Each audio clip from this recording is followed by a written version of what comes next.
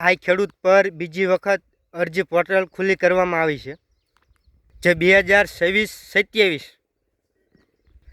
નમસ્કાર ખેડૂત મિત્રો, હું છું રોજાસરા જયેશ. ખેતી અને ખેડૂત યુટ્યુબ ચેનલમાં તમામ ખેડૂત મિત્રો અને મારા વાલા દર્શક મિત્રોનું સ્વાગત છે. તો મિત્રો, આજે આપણે વાત કરવાના છીએ કે જે આપણે 2026-27ની જે આપણે આ ખેડૂતમાં અરજી કરતા હોય છે, એમાં આ ખેડૂતમાં જે બાગાયત વિભાગમાં આપણે મિની ટ્રેક્ટરમાં અને એના સાધન છે એમાં અરજી ખુલ્લી કરવામાં આવી છે. તો હું તમને એ વિશે વિશેષ માહિતી આપું. જો તમે ફેસબુકથી આ વિડીયો જોતા હોય તો ફેસબુકને ફોલો કરી નાખજો, અને યુટ્યુબમાં જોતા હોય તો ચેનલને સબસ્ક્રાઈબ કરી નાખજો. Mini tractor, mini rotavator, mini cultivator, mini tiller અને મિની પાણીનું ટેન્કર, એમાં ઓનલાઈન અરજી લેવા માટે આ પોર્ટલ છે ચાલુ કરવામાં આવી છે. તો ખેડૂત મિત્રો, આજે અરજીની તારીખ છે 20/8/2026 ચાલુ થાય, એટલે કે 20/8/2026 ના દિવસે ચાલુ થઈ છે, અને એની છેલ્લી તારીખ છે 30/9/2026, એટલે 20 ઓગસ્ટ 2026થી ચાલુ થાય અને 30 સપ્ટેમ્બર સુધી ચાલુ રહેવાની છે. આ ઓનલાઈન અરજી તમે કરી શકો છો. તો ખેડૂત મિત્રો, આ જે યોજના છે એમાં કેટલી સબસિડી મળે છે અને કયા કયા સાધનમાં સબસિડી કેટલી છે એની આ વિશે વિડીયોમાં માહિતી આપીશ. તો મિત્રો, આપણે સૌ પ્રથમ પહેલાં મિની ટ્રેક્ટરની વાત કરીએ તો મિની ટ્રેક્ટર જે આપણે 20 PTO HP સુધીના આવે છે એમાં કેટલી સબસિડી છે કે 20 HPથી નીચેના જે ટ્રેક્ટરો છે કે 15 HPના છે, 17 HPના છે, 18 HPના છે, વધુમાં વધુ 20 HP સુધી આમાં જે સબસિડી મળવા પાત્ર છે એમાં કેટલી સબસિડી છે. જે મિની ટ્રેક્ટર આવે છે આપણે PTO 20 HPથી નીચેના જે ટ્રેક્ટરો છે એમાં કેટલી સબસિડી મળવા પાત્ર છે. તો ખેડૂત મિત્રો, SC અને ST એટલે કે જે અનુસૂચિત જાતિ છે અને અનુસૂચિત જનજાતિ છે એ ખેડૂતોને કુલ ખર્ચના 50% અથવા 1,25,000 રૂપિયાની સબસિડી મળવા પાત્ર રહેશે મિની ટ્રેક્ટરમાં. આ ઉપરાંત જે અન્ય કેટેગરીના ખેડૂતો છે, એટલે કે SC અને ST સિવાયના જે ખેડૂતો છે એમને કેટલી સબસિડી મળવા પાત્ર રહેશે. તો જે સામાન્ય ખેડૂતો છે એમને ખરીદ કિંમતના 25% અથવા 75,000 રૂપિયાની સહાય જે બેમાંથી ઓછું હોય તે મળવા પાત્ર રહેશે. તો આ જે મિની ટ્રેક્ટરની વાત હતી કે આટલી જે સહાય છે એ મિની ટ્રેક્ટરમાં મળવા પાત્ર રહેશે.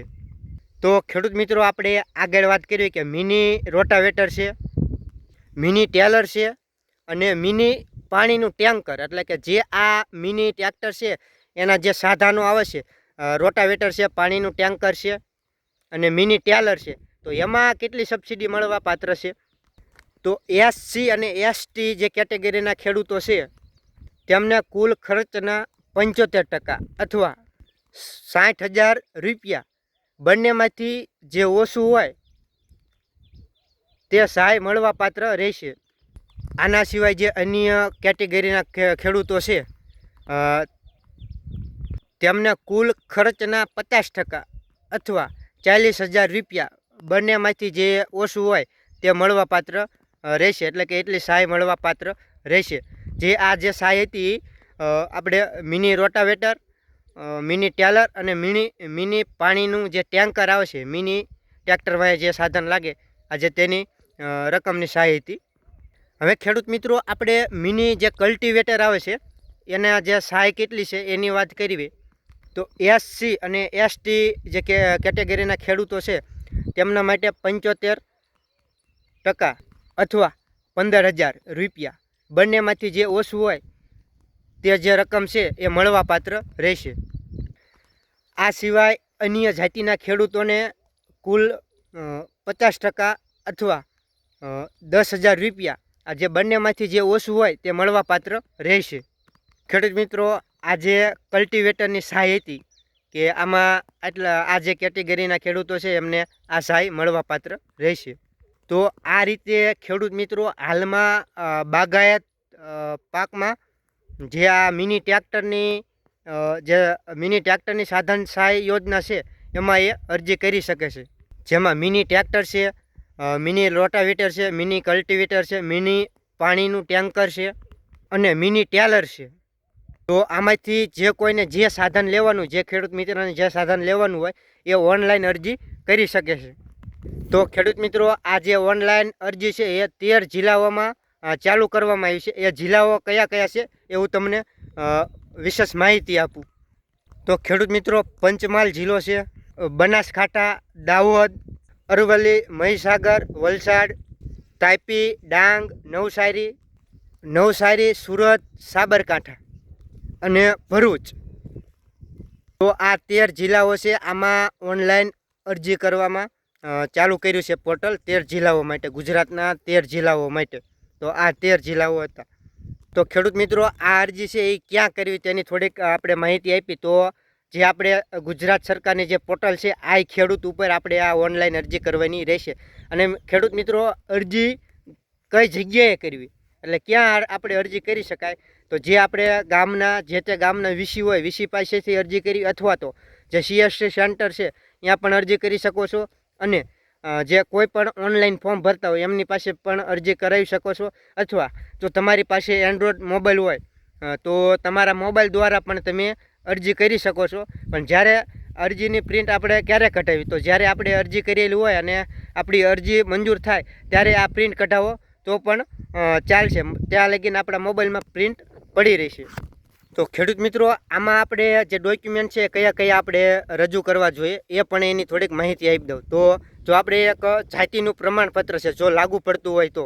પછી મિત્રો બીજું છે જમીનની વિગત, કે આપણે 7/12/8 એની નકલ, પછી આધાર કાર્ડની નકલ, બેંક પાસબુકની નકલ. જો ખેડૂત મિત્ર, આમાં દિવ્યાંગ પ્રમાણપત્ર પણ જરૂર પડશે જો તમારે લાગુ પડતું હોય તો. જો તમારે સંમતિ પત્રકની પણ જરૂર પડશે જો તમારે આપણે સંયુક્ત ખાતું હોય તો. જે સાધન આપણે ખરીદી કરવાની છે અથવા તો આપણે ખરીદી કરેલી છે તો ત્યાંના પણ બિલ પણ રજૂ કરવા પડશે. એટલે જે તે સાધન આપણે લીધું હોય તો ત્યાંના બિલ પણ રજૂ કરવા પડશે. અને વીમાની નકલ, RC બુક છે. જે સાધનમાં આપણે ખરીદી કરી છે ને જે સાધનમાં આપણે સહાય મેળવવા માંગીએ છીએ તો તે સાધનનો ફોટો પણ અપલોડ કરવો પડશે. અને બીજું કે ખેડૂત મિત્રો, આજે મેં ડોક્યુમેન્ટ કીધા એ તમામ જરૂરી પડશે. અને જ્યારે પણ તમે ફોર્મ ભરો ત્યારે જે તમારા ગામના વીસી હોય એમને પણ તમારે ખાસ જરૂર પૂછવું કે કયા કયા ડોક્યુમેન્ટ આમાં ફોર્મ ભરતી વખતે જોઈશે, અને અરજી મંજૂર થાય પછી કયા કયા ડોક્યુમેન્ટ આપણે જોઈશે, તો તેની એક ખાસ વીસી હોય એમને પૂછી લેવું.